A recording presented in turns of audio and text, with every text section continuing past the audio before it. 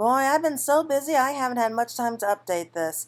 But here I am, I'm back and badder than ever to complete my mount guide.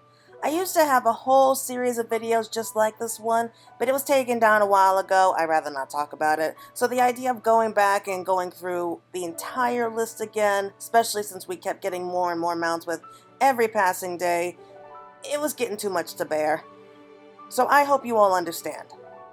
However, since I've already done pretty much almost everything with 5.2, and the only thing I'm really doing now is with dragon farming and tomestones to do every week, I think I'm finally going to be able to get this done and show you the full guide to all the mounts of Final Fantasy XIV.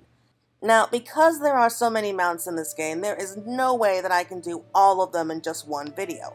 So this video is just going to be the first of several that I'll be doing for my mount guide series. This is going to be the first one, which will be covering all the mounts in the game from A to C. Doesn't sound like a lot, but believe me, this is a lot for just the first video. And if you want to look for a specific mount, the list is down in the description below, and you can always jump ahead to the one you want to see. So this video is just going to be a quick rundown of these mounts, what they are, and where to find them. So I hope that you are all looking forward to it, and please enjoy. Now, first things first, for those of you who may not be aware of this, and I'm talking mostly to brand new players who are just arriving in Eorzea, a mount is simply a creature or machine that your character can ride around on in the game. It's a lot faster than walking, and after unlocking the ability to fly, you'll be able to literally soar through these areas, which offers all sorts of freedom in and of itself. Now, players aren't allowed to unlock their mounts right away in the game. Now, for those of you who are lucky enough to get a mount when they first enter the game, maybe like something through the logstone or a special event, you'll quickly notice that you won't be able to ride it. Now, this is going to be there until you acquire your company Chocobo from a quest called My Little Chocobo, which takes place after you join your grand company. But until then, you will not be allowed to ride on any of these mounts. The only exception to this rule would be the Chocobo Porters, which temporarily give you the ability to ride a Chocobo from place to place. However, not only do you have to pay for that ride, you won't have any control over it. It is simply there to carry you from point A to point B with no interruptions. Now, as you go through the rest of the game, you'll eventually be able to increase the speed of your mounts in these certain areas, and once you play up through Heavensward, you'll also be able to unlock the ability to fly. It used to be that they had a series of both flying and non-flying mounts, but these days they have made it so that all the mounts can fly, so as long as you complete all the requirements in certain areas.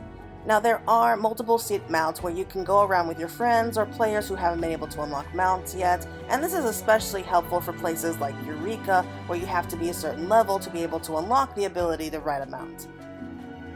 Now, we'll get started with this list, and this is going to be a list of all the mounts that can be caught in the game, and where you go to unlock them or purchase them, and this is just going to cover all the mounts from A to C in this first video. The exception being mounts that can only be found on the logstone or outside of the game or from special events that have now passed. Those mounts I will discuss in another video. So let's get started.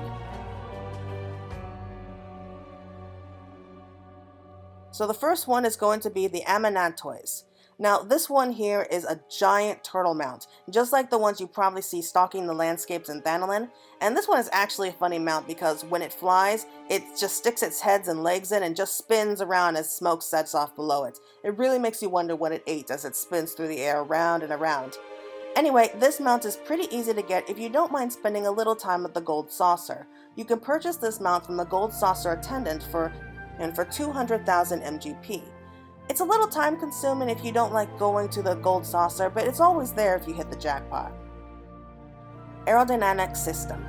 Now, this mount looks like an Alagun Note that you see floating around, only that it's super large size, large enough for you to actually sit on top of it. This mount is awarded from earning the achievement in A Blaze of Glory 5. So yes, unfortunately there are going to be some mounts in this game where you have to complete a certain task or an achievement before you are able to earn it. Once you complete that task, you go over to Adamantoise, who lives in Gridania, and speak with him. Now, this old man loves stories, and once you complete a certain number of achievements, you can go to him to get your rewards. As for the Blaze of Glory 5, you must first win 100 Fields of Glory PvP matches with any of the Grand Companies. After earning the 100, you can speak with him to earn the mount. Ahriman. So here is a giant flying eyeball, probably one of the freakier mounts that you can earn because it's just a giant eyeball with a mouth and bat wings. But he grows lovable with time. This used to be a reward for the Veterans Reward System, where you get these certain thank you gifts after playing for so many months once you subscribe to Final Fantasy XIV. However, they did take away the Veteran Reward System, and now you can get it from Jonathan and any time in Old Redania for exchanging these certificates. Achievement certificates you get whenever you complete certain achievements, and once you save up enough, you can exchange them for special rewards. For this mount, you will be needing 6 of them. Air Force. Inspired from Final Fantasy VI, this is a miniature plane with a painted face upon it to strike terror into the hearts of friend and foe alike. This is a drop from completing the Sigmascape V4.0 Savage, or Kefka Savage mode if you prefer. You may have to run through it a couple times depending on how many others in your group already have it, but it is a guaranteed drop, so you can always expect it to be there for you at the end of every battle. Aithon. So this one here is one of the horses from the ever-popular pony farming. Time was that you couldn't look up on the party finder without seeing somebody trying to do a farm party for ponies. This one here is the Fire Horse, complete with the flaming hooves, and is a drop from battling against the Bowl of Embers Extreme or Ifrit Extreme. It is a random drop, so it's not going to be there every time, but the drop rate is much better than it used to be in the good old days. Albino Karakul. Now this one here is probably one of the fluffiest mounts that we have, and it is a literal sheep. The Ishgardians seem to have no shortage of sheep around, and this one has learned to fly, so by gripping its wool you can jump around and soar through the sky as well. Now this is one of the newer mounts and is actually purchased from Ini from the Firmaments in exchange for the Skybuilder scripts. It's one of the most expensive items that you can get from her, and this one costs 8,400 scripts, so you're going to have to do a lot of gathering and crafting in the Firmament to earn this one. Alte Roite. This one here is quite literally a winged serpent. If you aren't a fan of snakes, perhaps you shouldn't go for this one. But like with the Air Force, this is a mount that is won from a savage battle. In this case, it's a guaranteed drop from completing the Deltascape V4.0 Savage, or X-Death Savage mode. Again, you might have to run through it a few times depending on how many people in your group already have it, but you can always be promised one in the end. Amaro. Now, this one has become one of my new favorite mounts. This is the Amaro from the first, and since it hasn't learned to talk yet, it seems to be a pretty young one. But I'm alright with that. Now, this is probably one of the trickier ones to get, not because that it's hard necessarily, but it is time consuming. This is a reward earned from the achievement A Life of Adventurers 4. In order to earn this achievement, you first have to go to every single one of your disciplines of war and magic and get it up to level 80. So that's an 80 in all of them. So it's not an achievement that you can earn in just a few days. It's going to take a while, but it is so worth it once you go to Jonathan and get the whistle as proof of your victory. Amber Draft Chocobo. This one here is probably the largest chocobos out there, and is actually big enough to carry not only you, but another person on its back. So this here is a 2-seater mount. You can purchase this mount from any of the Calamity Salvagers from whom you see in each of the 3 city-states for 8 gold chocobo feathers. Now, these feathers are earned from the Recruit a Friend campaign, which they have every once in a while. You just have to participate in them whenever they come around. Archon Throne. Now, this one here is a literal flying chair. Some say that it was enchanted by Louis Swa himself, but that is yet to be determined. Now, this is a mount that is earned from the Gold Saucer Attendant in exchange for MGP. For this one, you will be needing a whopping total of 750,000 points. Not the most expensive mount that you can earn from here, but easily the second priciest from the Gold Saucer. You will find out the most expensive one later on. Arrhidaeus. I think they started off the idea of earning mounts from savage battles from this guy. This one here is actually part of a mechanical set of creatures that is won from Alexander. In this one's case, the Soul of the Creator Savage mode. It is a guaranteed drop from beating the final battle of Alexander, the Moving Citadel. Astrope. This one here is another 2-seater mount, but perhaps one of the longest mounts to earn because just through the sheer amount of battles that is required to earn it. To earn this mount, you first need the achievement I Hope Mentor Will Notice Me 6. Now, there are a series of items that you can earn from these achievements, but this one here is the last part of these achievements, which means you will have to complete 2,000 duties in the Duty Roulette Mentor. And believe me, even if you do all of that at least once a day, it will take a very long time to reach this point, so good luck. Auspicious Kamuy. And so wrapping up the A's here, we have this striped dog waiting for us. Just like how we have the pony farming for A Realm Reborn and bird farming in Heavensward, we have dog farming in Stormblood. This here is a beautiful tiger striped hound with glowing gold energy floating around it.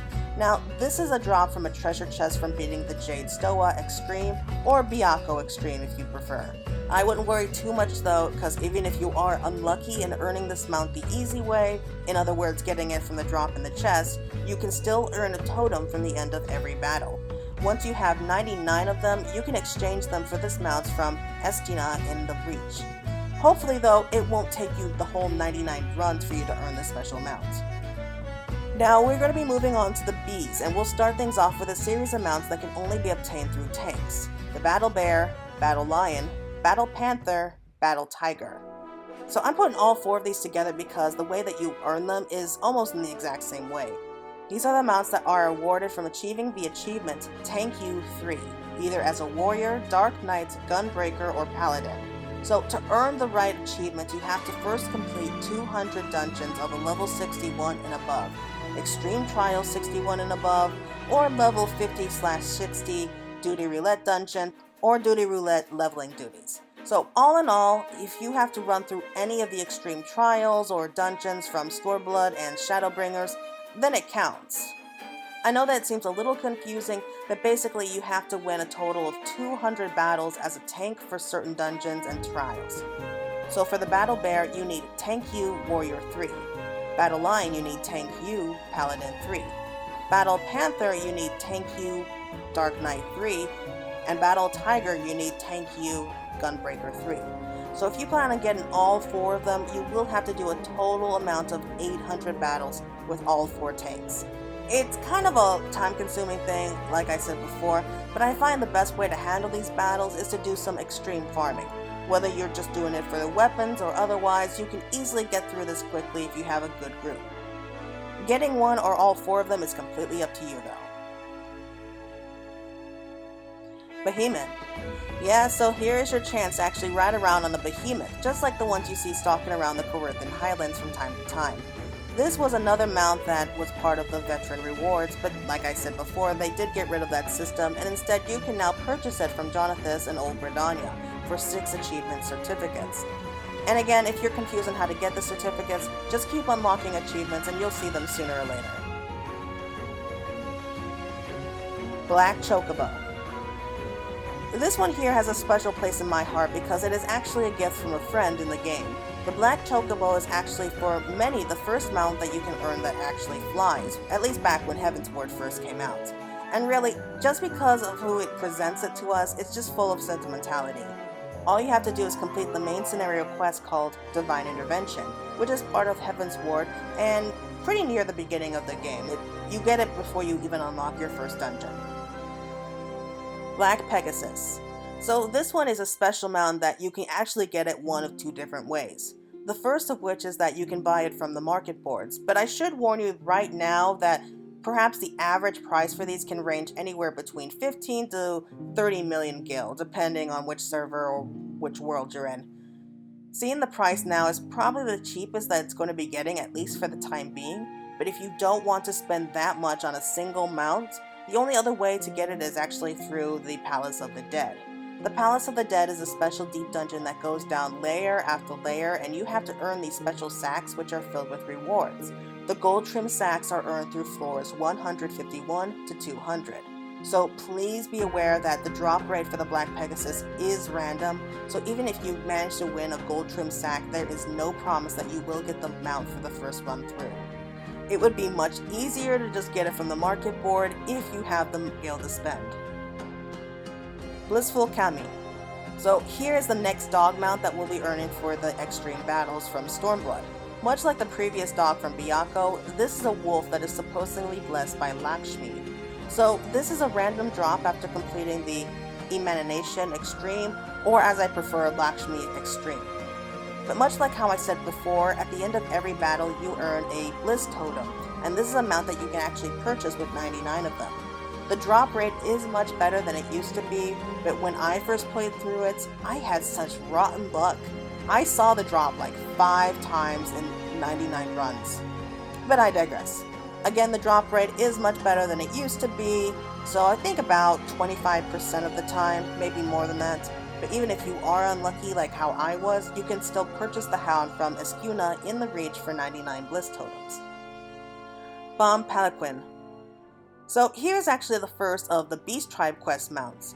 So for those of you who aren't aware of it yet, there are a series of quests from each of the Beast Tribes where you can rank up points by helping them out, and every time you rank up, you can have a chance to purchase special items from their vendors. This particular mount though can only be described as a flying couch that's being carried by bombs. It's just funny thinking about it. Now this particular mount will cost about 120,000 gil from the Cobalt Venture in Outer Lenosia near Iron Lake, after achieving the Trusted Rank reputation, or rank 4. Just accept all of their daily quests until you rank up. Boreas. We got another pony, and this one here is near and dear to my heart because it's actually the very first pony that I ever got, and it was completely by accident. Anyway, this pony here is cloaked in frost and has icicle feet, so I'm pretty sure you can guess where you can get this mount. But just in case you're not that far in the game yet, it's actually a random drop upon completing FFXIV Amphitheater Extreme, or Shiva Extreme. Now the drop rate for getting these ponies these days is really good, so you could just do a few rounds with a couple friends and literally, I think in about an hour you can leave with a pony for everyone. Actually, you can do all of these pony farmings with just a couple of people on Synced and have each battle done in less than 5 minutes. So you can go ahead and earn one for the whole family. And so we are now heading to the last round of mounts waiting for us in the seas. Cavalry Drake. So here comes the next of the Beast Tribe mounts. Now here is a cross between a giant lizard and a dragon. Is there a difference? Anyway, to earn this mount you have to purchase it from the Amaja vendor for 120,000 gil in southern Thanalan. Yeah, so this is part of the Beastman Tribe quest. However, before you can earn this mount, you have to first go through and complete all the Amaja Beast Tribe quests and earn the Trusted Rank, or rank 4. You will gradually increase the rank with every Beast Tribe quest that you accept, and so once the storyline with them is complete, the rewards that you purchase from them will also increase with every level. Cavalry Elbst. This next one is also part of the Beast Tribe quest, and much like the previous 2 that we already mentioned, you will be able to eventually purchase it from the Beastmen vendor. This one here is a giant's Elbst that can run across the land, and ironically this was actually one of the last few mounts that was given the power to fly and swim despite the fact that it's a water creature. This one is earned from the Sahagin in western Lenosia, and it's purchased from the Sahagin vendor for 120,000 gil, after achieving the Trusted Rank, or the rank 4 reputation with the Sahagin Beast Tribe. The Centurio Tiger. Now in my opinion, this has got to be the hardest and most annoying mount to get. At least that's just me. Not because it costs a lot of gil, or because you have to fight against one specific powerful foe to earn this kitty, but just the sheer annoyance because the only way to earn the tiger is through the achievement You Got Game. In other words, this requires defeating a total of 3,000 rank A elite marks and 2,000 rank S elite marks. That alone will pretty much make it feel like you're going through years just to get this mount, even if you end up doing at least once a day. Sure, you can go and visit other worlds and continue to fight there, but just the sheer scale of this requires defeating a total of 5,000 beasts in battle, and so it hurts just thinking about it. It will take a lot of time and dedication for this mount, and I wish you all the best of luck for those of you who choose to go after this one. Cloud Mallow. Now this was going to be the last of the Beast Tribe mounts that we're going to be discussing in this video, and it is nothing short than a giant dandelion. It's a flowering stalk filled with countless blossoms that you can leave behind in your wake. Now you might have to put in a little bit more effort with this one because unlike with the other Beast Tribe quests, not only do you have to reach a rank 7 craft, but these series of quests focus upon crafting, so you have to be a crafter to be able to participate in these quests. So you have to be a crafter, and you have to reach rank 7 before you're able to purchase it for the 200,000 gil from Mugmol Mogberry in the Churning Mists. And now it seems fitting that we wrap up our first of our mount guides with the very first mount that you're able to ride, and that is the company Chocobo. Now I mentioned this at the start of the video, but this is a very important mount, if not the most important mount, because you cannot unlock the ability to ride mounts until you earn this one. And I think that for many, myself included, this was actually our first mount. But in order to achieve this one, you have to first join one of the 3 grand companies, either the Immortal Flames, the Order of the Twin Adder, or the Maelstrom, and complete the quest called My Little Chocobo after joining them. And you'll also need 200 company seals, but you can easily earn those by simply doing fates or other tasks around the grand companies. Alright everyone, I think that's going to be it for today. I hope you all found this video to be informative, and if you're looking for a particular mount, this one is going to be a big help. This is going to be just the first of a series of videos since there are so many mounts in the game, and it's just going to be a lot easier for everyone by doing it this way. And with every new mount that we do get in future updates, I will add those videos in as well. And if there is a particular mount that was supposed to be in this particular list that you did not see, I promise you that I will get around to doing them all. The ones that you are missing are probably the very special ones that you can only get from certain locations that I'm going to be adding in a whole other video altogether. So please look forward to next time. Until then everyone, this is Claire signing out.